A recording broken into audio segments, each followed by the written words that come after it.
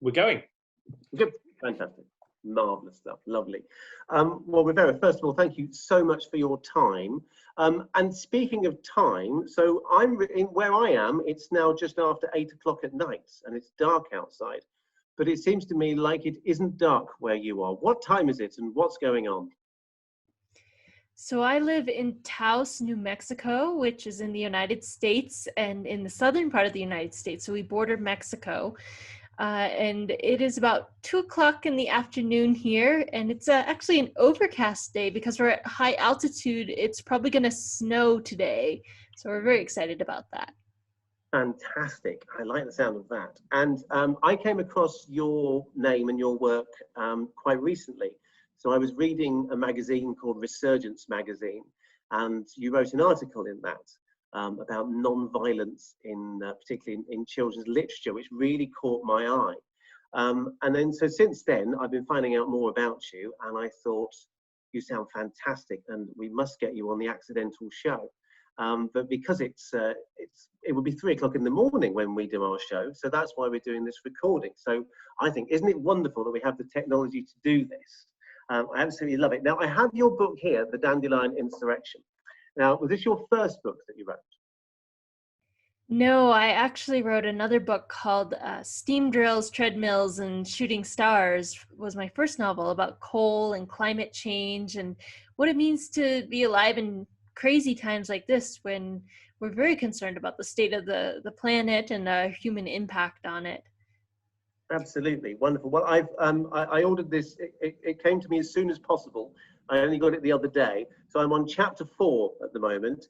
So my first question I wanted to ask you about the book, as one writer to another, I was really interested, and lots of the children watching the show are writers as well. We all like writing stories. I noticed, so that first few chapters is all set in the family restaurant, isn't it?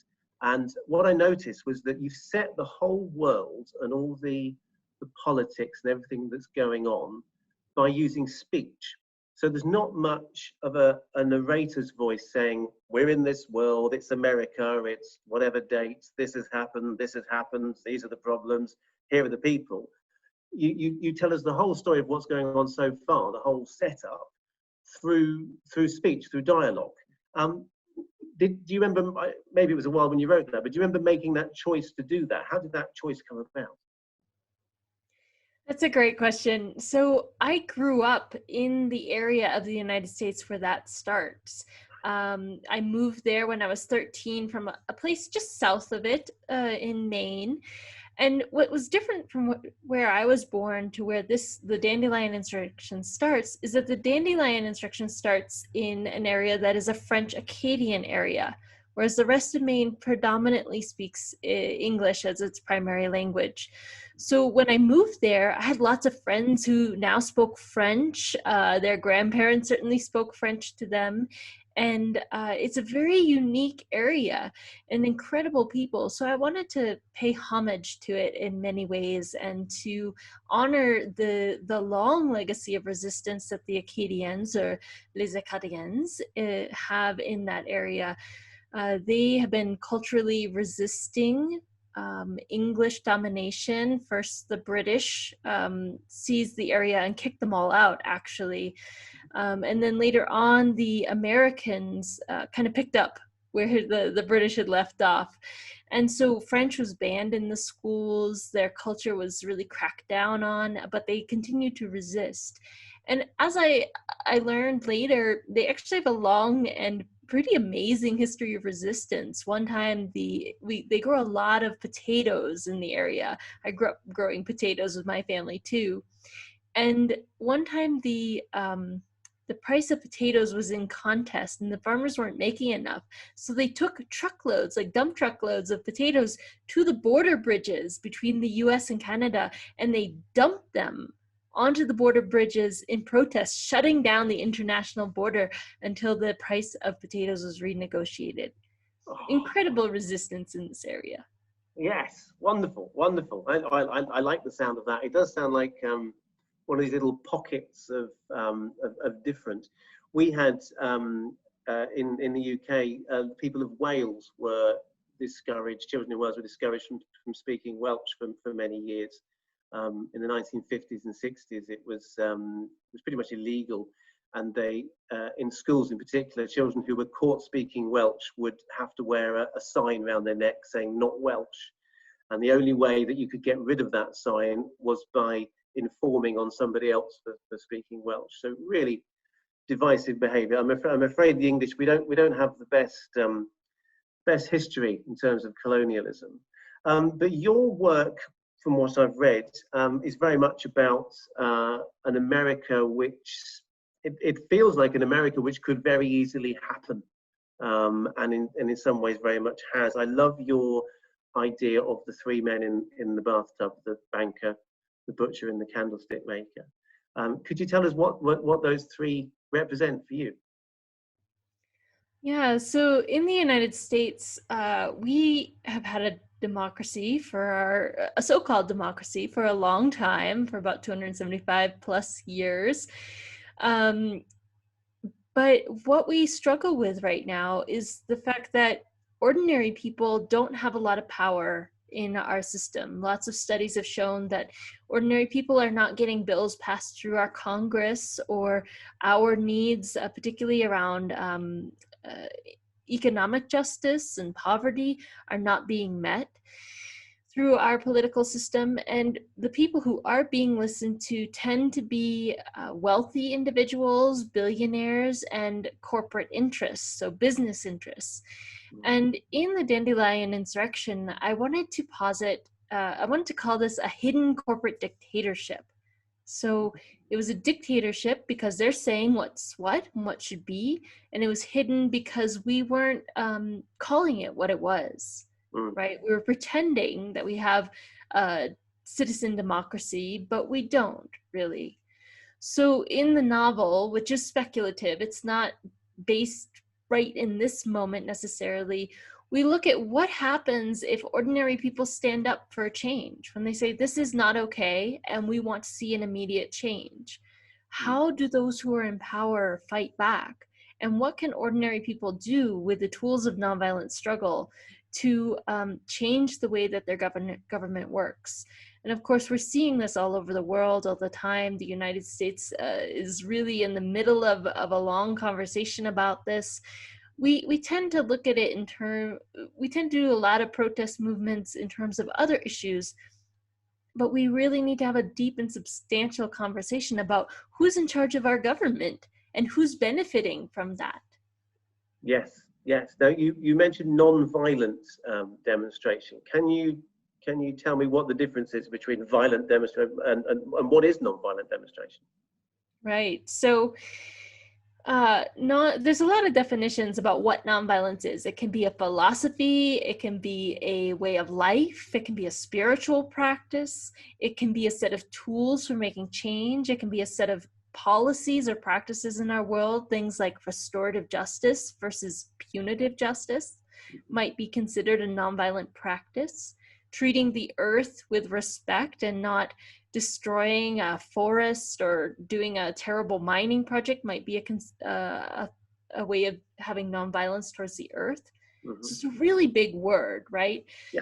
But when we're looking at social change and how do we make change with this thing called nonviolence, we're looking at tools and tactics that don't cause violent harm to ourselves or to others. So we're not physically punching anyone, we're not shooting them with bullets, we're not trying to use violence to get our way. Instead, we're using tools like protests, demonstrations, boycotts, strikes, occupations, blockades, civil disobedience. The list goes on. There's actually 300 plus methods of nonviolent struggle that are available to us. I don't. Maybe some children should know some of these in terms of how they can get what they like. I find emotional blackmail is probably the best. Does non-violence extend to non-violence in language as well? It depends on who's thinking about that. Some people hold themselves to that standard. Other people, it's not as important to them as participating in, say, a strike or a boycott. So there's some variables on that. I try to embody nonviolence in thought, word, and deed, but it's Mm. a tough It's challenge. hard. It's hard to. I've just finished reading a book about the commons and commoning, and in that book they talk about how we are so, our whole culture and society is so wrapped up in the money making capitalism and the vocabulary of money that it's very difficult to talk about any alternative without using the terms of the system you're trying to make an alternative to, because we are our language, we are our culture, aren't we? I was in our country at the moment, in the UK, the government at this moment is discussing an act of parliament around giving police more powers to curb demonstrations, peaceful or not. And one of the things that they are maybe going to introduce is the idea that if a demonstration, a protest, or a march, whatever it be, if it could be considered too noisy and disruptive to passers-by or spectators, then that would be considered over the line, and then the police would take steps to stop it, or would have the legal right to take steps to stop it. Do you think protests should be noisy and disruptive? Does it need to be disruptive? Absolutely. I think so. I think while we don't necessarily need to be violent to achieve our goals, and we can talk about how actually nonviolent struggle has been proven to be twice as successful as violence. We'll come back to that in a minute. I think in order to achieve social change, we have to disrupt the status quo. We have to disrupt the way things are going along as usual. We need to raise our voices, yes, but we also need to remove our cooperation from the systems of injustice. We also need to get in the way of injustices happening. Yes. And when it comes specifically around protest, the United States really prizes the right to protest in some ways. It's our very first amendment in our Constitution. The right to assemble, to petition for redress of grievances is the technical language. Yeah. And it's there because we had a big, long fight with the British about this in the early years of our country. Yeah. But basically, the ability to say what's wrong with our countries should be prized by every person in the entire world, and it should be respected by power holders, because at its core, when citizens say this isn't okay, something is wrong, we're letting the power holders know that they can do their job better, that our countries, our societies, and our cultures can be better, can be more just, more fair, more safe, more inclusive, and there's no reason to be afraid of that. Right? Yes. That we should make sure that our power holders feel like they should ideally feel like, thank you so much for disrupting what was going on. Thank you so much for helping us be better. And when they don't feel that way, we need to really question what they think their duty is. Yes, absolutely. Yes. I mean, there needs to be that debate there, doesn't it? And all of the privileges we have, all of the laws and protections that we all have as citizens came about at some point from somebody protesting or, opposing in some way, didn't it? I suppose all of it, votes for. James, if I can just add one thing in there, because we have a lot of young listeners to this show, and sometimes we think we have to wait until we're 18 to make a difference in the world, or whatever the age of maturity is. But really, young people have made a tremendous difference in the world, and increasingly, they are the forefront of change, not just college students or university students, but lower grade students. We're seeing, things like the Friday climate strikes with young people. In the US, we have a big problem with gun violence in our schools, and the young people in the middle schools and the high schools marched out of class. We've had students as young as elementary schools walking out of schools en masse against over-testing, right? So more and more we're seeing that people from a very young age are picking up these tools of nonviolence, nonviolent action, things that we call protests and demonstrations and marches. And they're really standing up to say, particularly to older generations, hey, things are wrong with the world and we can do better. We must do better. And in some issues, we simply will not have a world to live in if we don't do better very rapidly and very quickly. Very true. You said earlier that non-violent demonstration tends to be twice as effective. What can you tell me more about that, please? Yeah, so after I wrote the Dandelion Insurrection, I learned that a very important study had come out that compared violent struggles and nonviolent struggles. So things like guerrilla movements, civil wars, armies, all that. People who are trying to have a violent revolution versus people who are trying to use these tools that we've been talking about. And what they found was in 326 case studies, nonviolence wasn't just succeeding, it was succeeding twice as often as violence, Mm-hmm. in a third of the amount of time, and with just 1/10 of the casualties. Yes. So here we have this toolbox of change that is actually more effective, works faster, and is safer than violence. Think about all the money our governments invest in violence. What if we invested that kind of money in training for change with nonviolent struggle? Consider that. Mm. That would be amazing, absolutely amazing. Do you think non-violent struggle should be, is it something that should be taught to children, or is it something that we should show them through the stories we write for them? I think all of the above. I think nonviolent struggle actually comes from a very long lineage. The first recorded strike happened in Egypt in 1170 BC when tomb workers went on strike. And they won, by the way. Nice little takeaway message. But I think if we're not telling ourselves these stories and the many, many more from around the world, we're robbing ourselves of some of the most powerful tools for change that have been brought to us by people like us all over the world. And so, yeah, I think we should be teaching this more in school. I think it's very empowering. But I do also write novels because of this, because stories are powerful. And we've talked about the Dandelion Instruction, but I'm just going to hold up my young adult series. Oh, fantastic, yes. Yeah, we should talk about this because after the Dandelion Instruction started to get rather popular, I had parents and young people saying, what about books for us? So I looked at the fantasy genre, which maybe some of you listeners out there, you also like fantasy. And I love it. I loved it growing up, but a lot of it is really violent, right? And so what we're learning from it is that heroes should pick up a sword or they should fight in wars. Mm-hmm. But what we know in real life is that heroes are actually people who pick up boycotts and strikes. So what if we had a fantasy world where the hero actually picks up tools of nonviolent change? And it's just as exciting as The Lord of the Rings. It's just as fun as Harry Potter.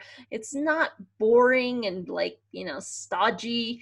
I don't know if you use that word for books in the UK, but and I set out to write a series that would be really fun and would involve younger protagonists actually studying and training in nonviolence as if it was a martial art, right? So a non-martial art, let's say. Yeah, non-martial art, yeah.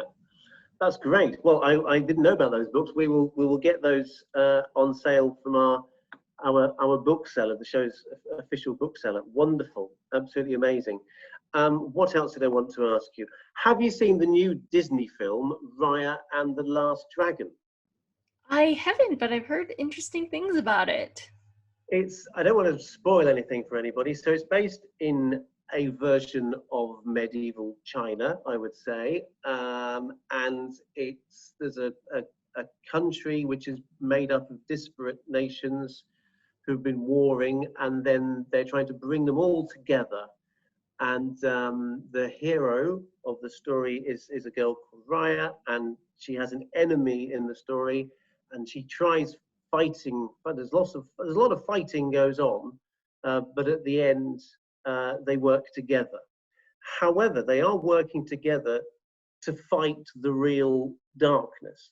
So that the dark enemy, I can't remember what it's called, but it doesn't have a face. That's the thing, you see. So if something hasn't got a face, it's kind of okay to fight it, isn't it? I suppose in terms of literature and movies. But I've looked at my own work as well, and a lot of my work is non-fiction or comedy in book form. But I've looked at my fiction, and I will always have some sort of battle at the end. There's always got to be something. There's one book I wrote called Boy Facing the Tartan Badger, in which there is a non-violent ending, and it wasn't deliberate. But as a children's writer, it's just in the DNA to have some sort of confrontation battle at the end where the goodie defeats the baddie. So are you trying to pull away from that or rewrite that concept? Yeah, we tend to think that this is the way the world has always been, but actually a lot of anthropology, particularly the studies I've looked at are actually happening throughout Europe, says that organized violence is not that old. We've only been doing it since about 10,000 BC.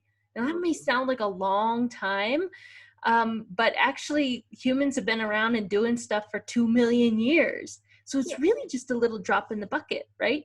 Sure.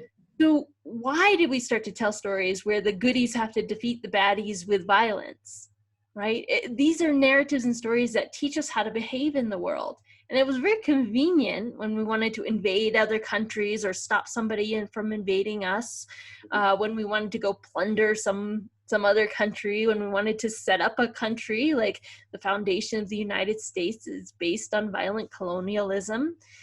But in these times, this is increasingly not being a story that we feel is morally just and okay anymore.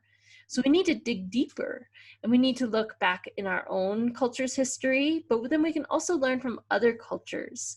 And, we mentioned this new movie that just came out, but one of the movies I love is Moana, which is a Disney film made about Pacific Islander culture, and also has a nonviolent plot twist in the end where the baddie, the person who seems like the evil monster, gets her heart restored that was stolen by people who we thought were the good guys, right?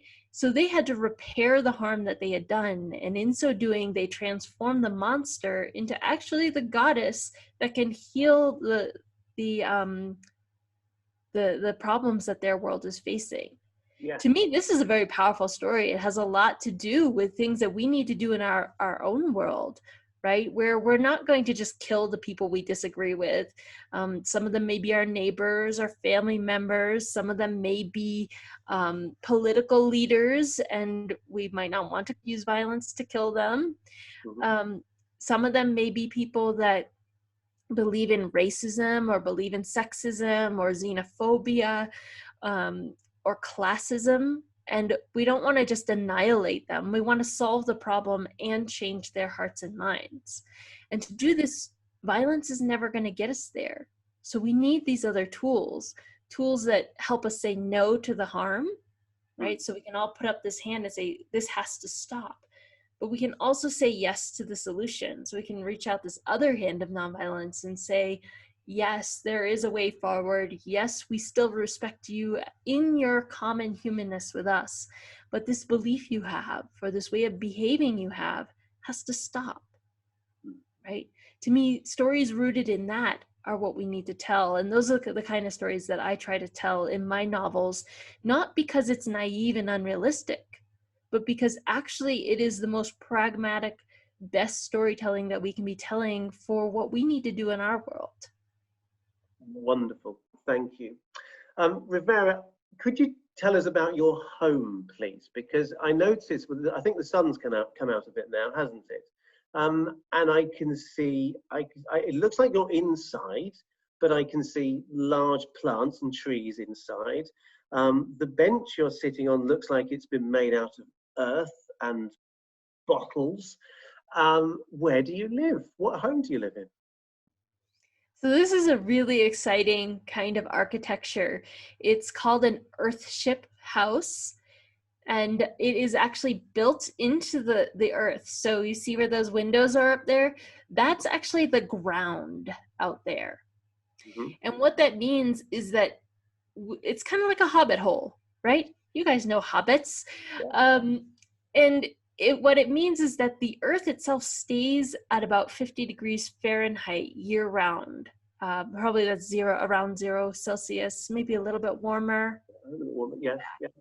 And so in the wintertime, it snows outside, but the house won't get that cold. We will never freeze to death in this house, even though we don't heat the house.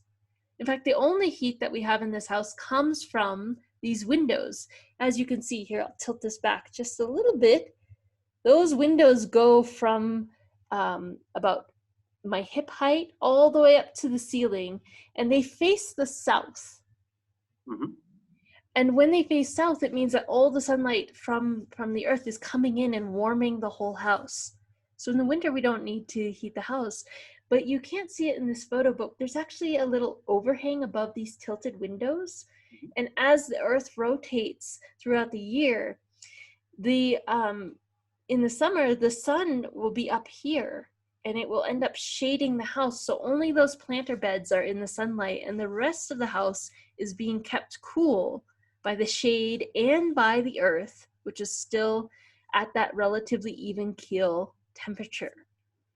So these Earthship houses are pretty amazing. They're built out of a lot of recycled materials, and they're very ecologically friendly and sustainble. Yes, and well, they were invented right here in Taos. Yes, I know. I visited one in Brighton in the UK, and I went on an eco building course there, and I loved it. I loved the whole workshop was done inside the Earthship, and just bare feet on the earth floor, and it was hot summer, and the house was a perfect temperature, whatever, regardless. Yes, I'm a big fan. I'm a big fan of Earthships, and I'm very jealous that you're in one. They're wonderful. Did you build your house as well? Were you part of the building? I did not. My amazing landlady, Jenny Bird, who's a musician and a builder and a wonderful human being. She lives right next door. She built it, and we just rent it. Lucky us. Lucky you, yes. But it's amazing. You need a bit of expertise, don't you? But it is actually a building that you can build with your hands and a few tools. Your children can build a cob wall, can't they? That's the thing. There's nothing toxic, nothing dangerous. Amazing structures. Wonderful. I think I've asked you all the questions that I had. Is there anything else that you would like to say to the children of Britain, Rivera? Well, thank you. Thank you for joining us today, but also thank you for the ways that you pay attention, that you are aware of the problems that are going on, and you have creative solutions. I really believe in intergenerational organizing, that people who are my age and people who are older need people like you to be part of the movements for change. We need your vision, your sense of what the world should be like, and older people have some wisdom to offer, but younger people have their own kind of wisdom. And together, I think we really can make a difference in the world, and we can tell a very different kind of a story. Because I work with novels and literature, and I tell big epic stories, I like to think of the times that we're living in as an epic time, right? So we're not living in Dick and Jane story kind of boring lifetimes. We're living in times where really dramatic things like pandemics or forest fires or protest movements happen. And we've become accustomed to think, oh, well, Narnia's exciting. When they go through the door into Narnia, that's an adventure. Or The Lord of the Rings is exciting when Frodo and Sam go out on the road with Gandalf and the rest of the company. That's an adventure. What if we start thinking about our own lives in that way? That the only thing we know is that our lives are going to be very adventurous. There may be dangers along the road. There may be our own version of orcs, but there will also be good friends, right? We have many good companions. We'll have massive movements for change of people like you and like me who are working for change together. And that these very lives, we don't have to go into Narnia or into Tolkien's world. We can live our lives with a sense of adventure and companionship. And maybe if we do, we have a chance to really make a big difference in this world. So wonderful words, Rivera. Thank you so very much. Lewis, do we have enough there, do you think?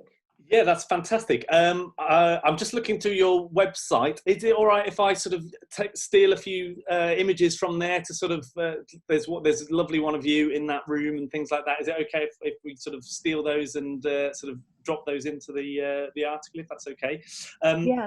Also, just wondering, perhaps if you could just introduce yourself, just so we've got something for the very beginning, so it looks like we're on a proper TV show. Here we go.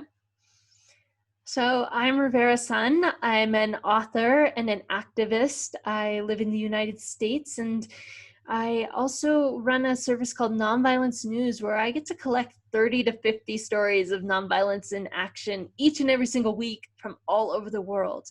And this is a great inspiration for my fiction. It's also what helps me be a really good activist and organizer. And it's a great honor and a joy to get to see what people like us are doing in the world. Wonderful. And if people want to find out more about your work, where should they head to? People can find out more about me and my work at www.riverasun.com. That's S-U-N, like the sun overhead. And, you know, my books and novels are available pretty much everywhere. You can find them on all the major online bookstores. You can have your local bookstore special order them. You can order them through my website as well, although shipping is a challenge to the UK. So special ordering is maybe a great way to go about it. Wonderful, wonderful. Marvelous. Okay, well, that was amazing. Thank you so much. It's been an absolute privilege talking to you. Thank you. I shall let you know when I've finished that book, and I shall crack on with the others. Yes, it's absolutely lovely, lovely, lovely. It's wonderful to meet somebody that can put into words the things that I have spinning around in my head and make me go, why didn't I say that? Well, now you can, right? So it's much better if there's more of us saying some of these things. So absolutely. Yeah, we need to say it all. And I shall have a look at the Nonviolent news as well and see if I can hook into that in some way. So it would be a privilege to be involved in some way. A privilege to be useful. Lewis, do we have everything? Yeah, we can do some extra stuff with you either later or another date, but so thank you so much. That's fantastic. Wonderful. Thank you to both for doing this amazing show in these crazy times and showing up to support families and young people in this way. I really appreciate what you're doing. No, you're very kind. Thank you so much, Rivera. Lovely to meet you. All right, take care.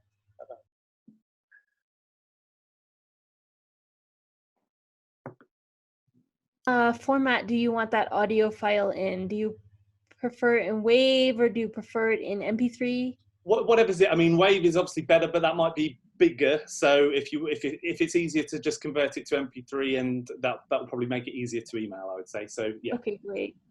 So yeah, the WAV would be a little tough, but yeah. Great. All right. Thank you. Thanks a lot. Bye. Bye-bye. Bye-bye.